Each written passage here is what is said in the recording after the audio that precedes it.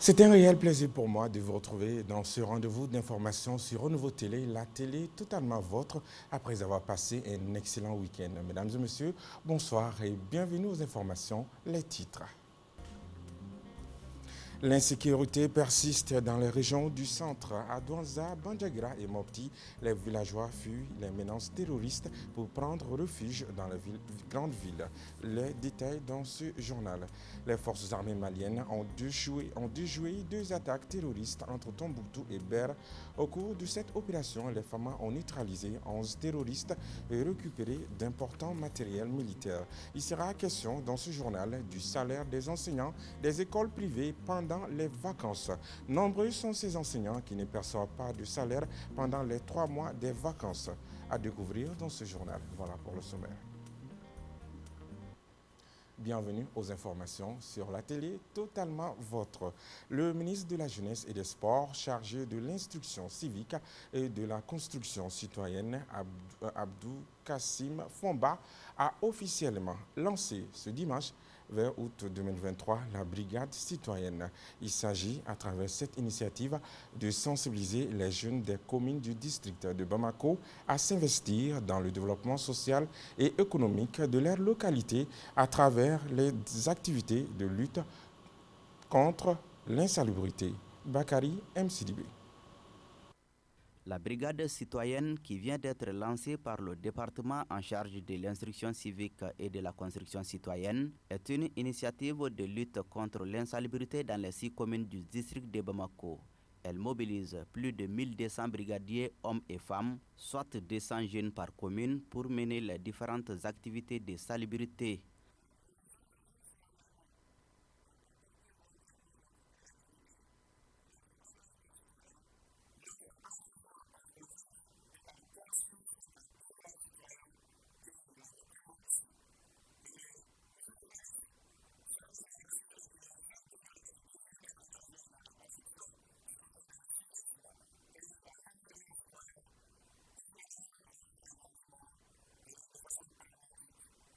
À travers cette initiative, il s'agit aussi de former des acteurs clés du changement au sein des communautés. L'occasion a été saisie par les membres du gouvernement présents au lancement des travaux de rappeler aux jeunes le sens de cet acte patriotique.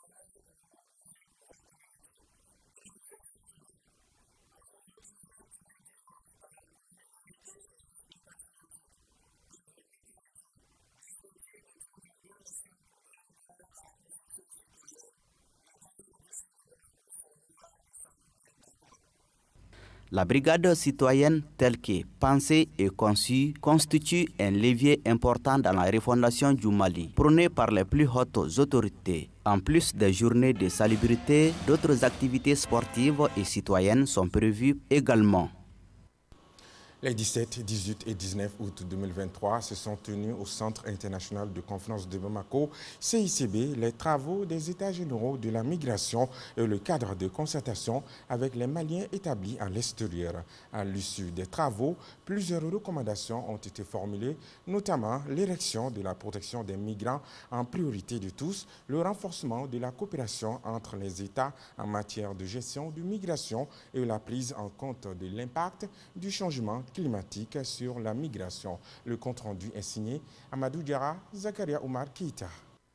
Ces 3 jours de travaux ont permis aux Maliens établis à l'extérieur de faire un diagnostic total de la situation des Maliens établis à l'extérieur. À l'issue des travaux, plusieurs recommandations ont été formulées. Il s'agit notamment faire de la protection des migrants une priorité de tous, renforcer la coopération entre les États en matière de gestion des migrations, produire des données statistiques fiables en vue d'une meilleure planification des politiques et stratégies migratoires, notamment le dénombrement des Maliens établis à l'extérieur.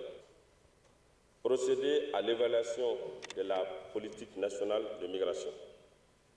Déclencher le processus d'adoption des projets de loi organiques en vue de fixer les modalités de représentation des Maliens établis à l'extérieur au sein de l'Assemblée nationale et du Sénat. Prendre en compte les recommandations du Forum marocain-malien tenu en mars 2022. Prendre en compte l'impact du changement climatique sur la migration et enfin promouvoir l'intégration africaine. Le ministre des Maliens établi à l'extérieur et de l'intégration africaine a rassuré les participants de son engagement à mettre en œuvre les différentes recommandations formulées. Je voudrais vous féliciter pour la qualité des conclusions de cette rencontre qui s'inscrivent en droite ligne de nos priorités dans le domaine de la migration. Je retiens à la lumière des discussions que la gestion de la migration est l'affaire de nous tous et la nécessité de créer un cadre de concertation avec les Maliens établis à l'extérieur est une nécessité en vue d'assurer une meilleure coordination des actions dans le domaine de la migration. Je voudrais vous réaffirmer l'engagement des autorités de la transition. Par ailleurs, le ministre a également rassuré de la mise en place d'un comité de suivi pour la mise en œuvre des différentes recommandations formulées à l'issue de ces assises. Le bureau du Haut Conseil des Maliens de la Côte d'Ivoire, conduit par son président, M. Moulay Aïdara, a été reçu hier dimanche 20 août 2023 par Habib Silla, le président du Haut Conseil des Maliens de l'extérieur. Cette séance de travail, organisée dans la foulée des travaux des États généraux de la migration et le cadre de concertation avec les Maliens établis à l'extérieur, s'inscrit dans le cadre de la préparation du Conseil d'administration du Haut Conseil des Maliens de l'extérieur prévu les 21 et 22 août 2023, ici même à Bamako. Pour en savoir plus, écoutons quelques réactions au micro de Bakary Msidibé et Antoine Solange Dambélé. Le nouveau bureau du Conseil malien de Côte d'Ivoire qui vient d'être installé, en train de travailler. On a eu la chance d'avoir un président qui a envie de tout faire pour le bonheur du Mali. Nous insistons et nous demandons à tous les Maliens de Côte d'Ivoire d'adhérer au nouveau conseil. En tout cas, il y a le soleil aujourd'hui en Côte d'Ivoire. Elle est pour tous les Maliens qui sont en Côte d'Ivoire. Les associations sont appelées de venir adhérer, les organisations de la jeunesse et l'ensemble des Maliens qui se trouvent, puisque le conseil, comme on a dit, c'est un sapot, c'est une fêtière. Il a besoin de tous les Maliens qui vivent en Côte d'Ivoire pour venir adhérer au conseil. Si vous êtes une association et puis vous prenez les cartes de conseil, elle est aussi simple que ça. Et maintenant, si vous êtes particulier ou bien vous êtes dans les communes ou bien vous êtes à l'intérieur ou bien vous êtes en Côte d'Ivoire, tous les Maliens appelés à venir prendre les cartes des membres. Et les cartes des membres sont à 5 000. Le président est pour tout le monde. Il est pour tout le monde. Il n'est pas pour une seule personne. Il est pour tous les Maliens. Donc vraiment, c'est pour aussi toujours essayer de parler, en tout cas de la vie quotidienne, de toutes nos difficultés, et aussi essayer de nous rappeler des devoirs qui sont les nôtres. Le président aussi nous a fait honneur de nous recevoir, en nous rappelant qu'aujourd'hui, la seconde phase pour lui, c'est de rentrer sur le côté développement du pays économique. Donc ça interpelle les hommes d'affaires, le savoir-faire de l'extérieur, pour en tout cas nous donner encore la main, afin que autant que notre pays est en voie de se sécuriser, qu'il puisse aussi être en voie de se développer, en nous donnant la main pour essayer vraiment de développer cette manne, afin que aussi nous puissions préparer nos retours, ce qui est extrêmement important. Comme vous le savez, chaque aventurier a envie un jour de rentrer au pays, et pour le rentrer, ça se prépare aussi. Et nous avons un devoir vis-à-vis de nos jeunes sortant des universités pour aussi les donner, donc vraiment créer de l'emploi, pour essayer vraiment de faire en sorte que notre pays soit encore le plus envié, puisque nous avons les moyens. Je vous le disais dans le titre, école privée au Mali, des enseignants sans salaire pendant les vacances. En effet, des enseignants des écoles privées au Mali broient du noir pendant les vacances. Ils sont nombreux à ne pas percevoir de salaire pendant les 3 mois des vacances. Sans salaire ni prime forfaitaire, certains s'adonnent à d'autres métiers pour surmonter cette situation pénible. Le reportage est signé Lolomadi Bati. Les écoles privées occupent une place de choix dans le système éducatif malien. En plus d'aider l'État à observer le flux d'élèves ou d'étudiants, les écoles privées contribuent aussi à la réduction du taux de chômage avec le recrutement des enseignants. Malheureusement, pour la plupart de ces enseignants, ils ne perçoivent pas de salaire pendant la période des vacances. Fousseni Dambélé, un jeune enseignant sans salaire pendant les vacances, pour surmonter ces difficultés, il consacre ses vacances à travailler dans un lavage auto-moto pour subvenir à ses besoins. Vous avez si bien vu, c'est ce que je fais. Je suis employé dans ce lavage-là. Donc je me débrouille ici pour pouvoir subvenir à mes besoins. C'est ce que je fais comme activité pendant les vacances. Pendant les 3 mois de vacances, ce que je gagne comme revenu mensuel, c'est autour de 25 000 francs. Autour de 25 000 francs. Et ce n'est même pas comparé à ce que je gagne quand je suis en activité dans les écoles. Je vis une situation très difficile. Mais que faire si l'État n'arrive pas à réglementer les choses au niveau des écoles privées? Donc je suis obligé de faire cette activité-là, juste pour pouvoir subvenir à mes petits besoins. Contrairement à Fousseni, Cheikh Oumar Sako, enseignant permanent d'une école privée, perçoit son salaire 12 mois sur 12. La façon dont on le paye maintenant pendant le mois scolaire et la même façon qu'on le paye maintenant en vacances aussi. Je vais maintenant en vacances et en cours, on est payé, c'est équitable, voilà, à 100%. Ouais. Et les salaires sont équitables à tout moment dans l'année scolaire comme pendant les vacances.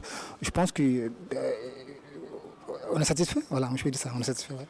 Il y a certaines qui sont appelées permanents et qu'on les paye au moins 80% de leur salaire, mais il y a certaines qui ne reçoivent rien, mais ils sont appelés permanents. Donc vraiment, sur ces propos, moi-même, je ne comprends rien de ces fléaux. La plupart des enseignants dans les écoles privées vivent dans des conditions extrêmement difficiles. Pour pallier ces difficultés financières, certaines écoles privées ont instauré le mécanisme des fonds de roulement. Moi, je suis un contrat de 12 mois. Je paye mes enseignants 12 mois sur 12. Et ils sont immatriculés au niveau de l'UNPS. Ils ont leur carte AMO aussi. Et pratiquement chaque mois, nous dépensons plus de 364 000 francs pour leur cotisation au niveau de l'INPS. Donc mes enseignants sont vraiment garantis ici. Vu que l'État ne paye pas, l'État paye en retard les subventions. Donc ça trouverait que le promoteur est déjà coincé. S'il faut payer 2 ou 3 mois d'arriéré, déjà c'est un problème. C'est ça qui amène qu'il y a beaucoup d'enseignants qui se plaignent des promoteurs d'école qui ne sont pas bien payés. Pour mettre fin à cette situation, les syndicats libres des enseignants des écoles privées du Mali proposent une meilleure réglementation et un contrôle accru des écoles privées pour garantir le respect des conditions de travail des enseignants. Construire un État, ce n'est pas renforcer l'économie seulement, non. Pour construire un État, il faut redresser l'éducation. Parce que c'est l'incivisme qui nous a conduit à ces problèmes-là. Et si on arrive à redresser l'école, comme je vous ai dit, au Mali, si on dit l'école, c'est les écoles privées aujourd'hui. Il faut le dire. Si on veut toutefois évoluer dans le secteur éducatif, il faut un redressement des écoles privées. Ces écoles privées-là sont là uniquement pour épauler l'État. C'est une aide pour l'État. Donc l'État doit entretenir ces écoles privées et entretenir les enseignants qui travaillent dans le secteur privé. En attendant, un changement, voire une révolution dans le domaine scolaire, marqué par de multiples scandales, les pauvres enseignants du privé continuent à brûler du noir dans l'indifférence générale.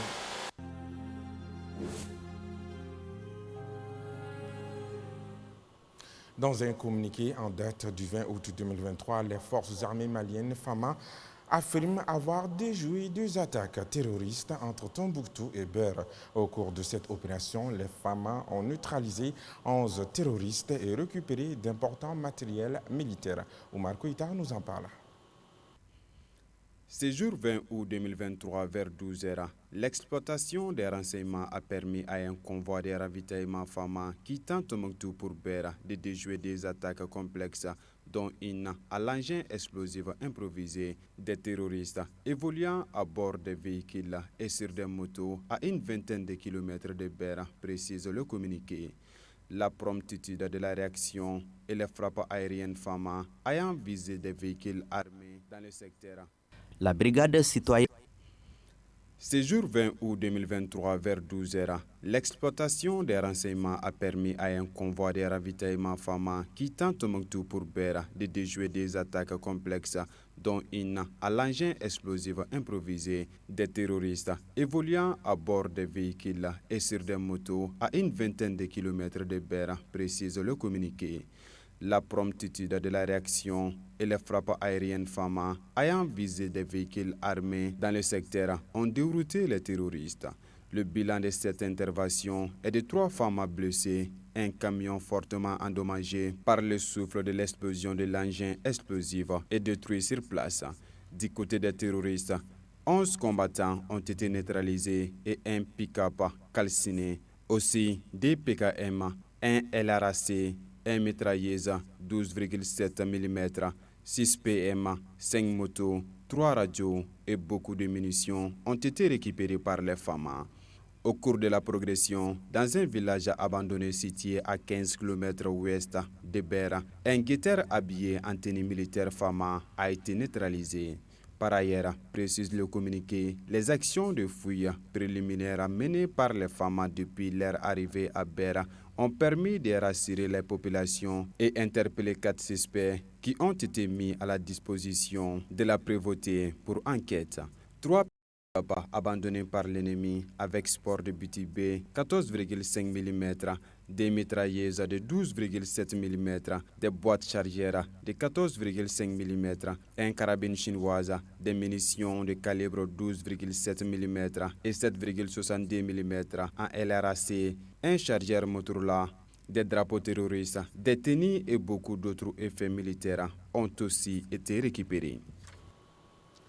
55 personnes ont été tuées en 2 semaines. C'est le bilan macabre dressé par des sources concordantes de plusieurs attaques contre les villages dans la région de Bandiagra lors des 2 dernières semaines. Malheureusement, la situation risque de s'empirer car les terroristes ont isolé différents villages en y posant tout autour des mines antipersonnelles. Le récit avec Awa Sanogo.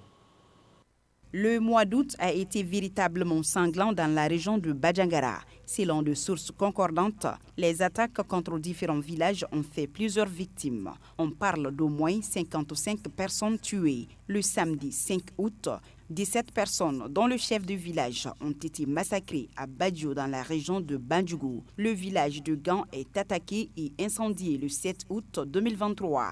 Le bilan a été de 5 morts et des blessés. Un jeune garçon originaire du village de partance pour leur champ ont perdu la vie lorsque leur charrette a heurté un engin explosif. La dernière tragédie a eu lieu le samedi 19 août dernier. 22 personnes et 11 blessés ont été déplorés après une nouvelle attaque contre le village de Yarou, situé à 15 km de Sofara. Malheureusement, la situation risque de s'empirer car les terroristes ont isolé différents villages en y posant tout autour des mines antipersonnelles. Les attaques récentes récurrentes plutôt contre les villages du centre du pays provoquent une nouvelle vague de population déplacée. De sources concordantes locales, les régions de Douanza, Bandiagra et Mopti connaissent de nouveaux déplacements de population. On parle de milliers de personnes. Et Mafi Famé nous en dit plus. Les villages de Toti, Teguerou et Sogou, dans la commune de Pignari, cercle de Badjangara, ont été sommés de quitter les lieux durant le week-end dernier. La plupart d'entre eux se sont dirigés depuis hier soir vers Badjangara, selon différentes sources. Ces déplacements font suite à l'ultimatum donné aux villageois par les combattants terroristes, qui ont d'ailleurs fait plusieurs dizaines de morts ces dernières semaines dans les régions du centre en général et en particulier celle de Badjangara. Plusieurs centaines de foyers ont fui les localités pour Badjangara. D'attaques arrivées à Badjangara ont laissé derrière eux tous leurs biens. Ils appellent les autorités et les organisations humanitaires à l'aide. D'autres sources concordantes indiquent que plusieurs autres personnes se sont également dirigées vers les régions de San et de Mopti, précisément à Sévaré. Sur place, les autorités locales affirment que ces personnes, en majorité des femmes et des enfants, ont urgemment besoin d'une assistance humanitaire. Depuis le samedi 19 août 2023, vers 8h, des témoignages recueillis sur place font état d'un blocus imposé par les groupes armés terroristes qui ont interrompu tout mouvement sur la route nationale 16, Sévaré-Gao, notamment à Kikiri, village situé entre Dala et Bonu. Le commentaire est signé Oumou Traoré. Selon plusieurs sources locales, des groupes armés ont fait retourner tous les véhicules de transport en commun et marchandises sur l'axe routier Douanza-Gao. Aussi, dénonce-t-elle, ce nouveau blocus intervient non seulement dans un contexte d'insécurité marqué par des attaques terroristes récurrentes sur la dite route, mais aussi au moment où la tension est vive entre l'armée malienne et les combattants de la CIMA, suite aux affrontements à Ber. Pour bon nombre d'observateurs, la connexion entre la CIMA et les groupes armés terroristes ne fait plus de doute. Ce blocus serait donc une manière pour les combattants de la CIMA de créer une diversion afin de retarder la liberté totale du nord du pays. En attendant une réaction des plus hautes autorités et la hiérarchie militaire, la route est temporairement bloquée par des bandits armés. Pour rappel, cette même route avait été bloquée par les mêmes groupes armés durant des semaines. Il a fallu une médiation locale pour obtenir la levée du blocus. On ne va jamais à la rencontre de ce qui est en route. Proverbe africain. Excellent début de semaine à tous. À très bientôt.